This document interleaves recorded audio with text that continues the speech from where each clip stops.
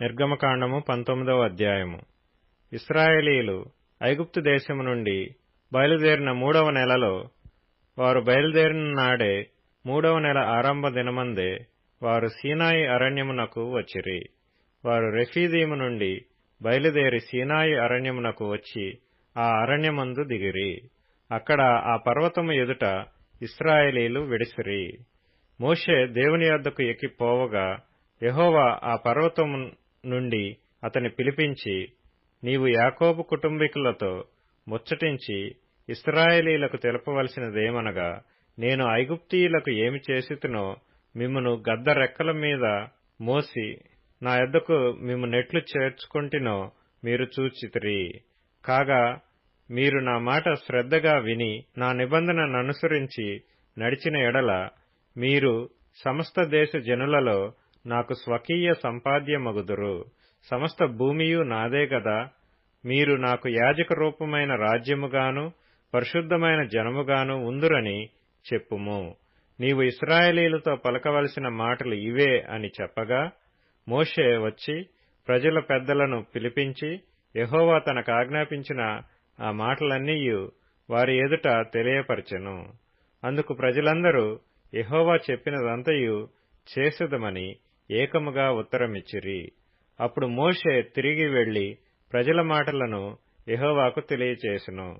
యెహోవా మోషేతో ఇట్లనెను, ఇదిగో, నేను నీతో మాట్లాడినప్పుడు ప్రజలు విని నిరంతరము నీయందు నమ్మకముంచున్నట్లు నేను కారు మబ్బులలో నీ యొద్దకు వచ్చెదనని చెప్పెను. మోషే ప్రజల మాటలను యెహోవాతో చెప్పగా, యెహోవా మోషేతో, నీవు ప్రజల యొద్దకు వెళ్లి నేడును రేపును వారిని పరిశుద్ధపరచుము. వారు తమ బట్టలు ఉదుకుకొని 3వ నాటికి సిద్ధముగా నుండవలెను.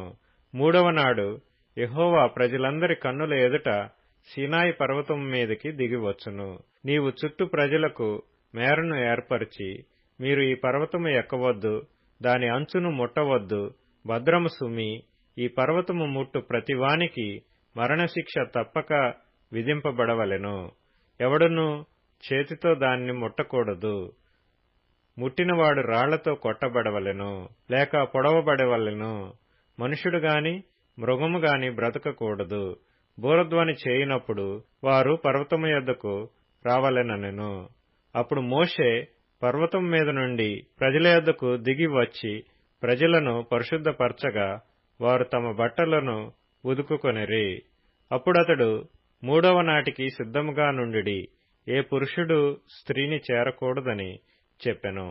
3వ నాడు ఉదయమైనప్పుడు ఆ పర్వతం మీద ఉరుములు మెరుపులు, సౌంద్రమేఘము, బూర యొక్క మహాధ్వనియు కలుగగా పాళెములోని ప్రజలందరూ వణికిరి.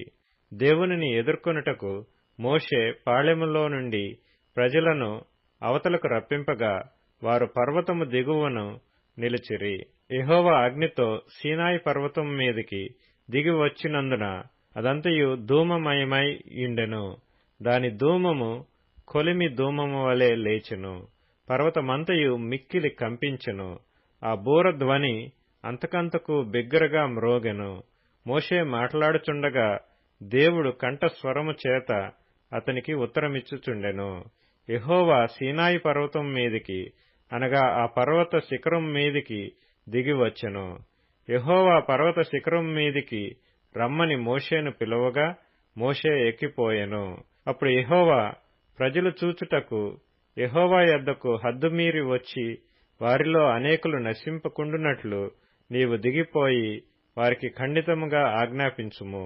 మరియు యెహోవా వారి మీద పడకుండునట్లు యెహోవా యొద్దకు చేరు యాజకులు తమ్ము తామే పరిశుద్ధపరచుకొనవలెనని మోషేతో చెప్పగా, మోషే యెహోవాతో, ప్రజలు సీనాయి పర్వతము ఎక్కలేరు. నీవు పర్వతమునకు మేరలను ఏర్పరిచి దాని పరిశుద్ధపరచవలెనని మాకు ఖండితముగా ఆజ్ఞాపించితివనెను. అందుకు యెహోవా, నీవు దిగి వెళ్ళుము, నీవును నీతో అహరోనును ఎక్కి రావలెను. అయితే యెహోవా వారి మీద పడకుండునట్లు యాజకులను ప్రజలను ఆయన యొద్దకు వచ్చుటకు మేరను మీరకూడదు. ఆయన వారి మీద పడునేమో అని అతనితో చెప్పగా మోషే ప్రజల యొద్దకు వెళ్లి ఆ మాట వారితో చెప్పెను.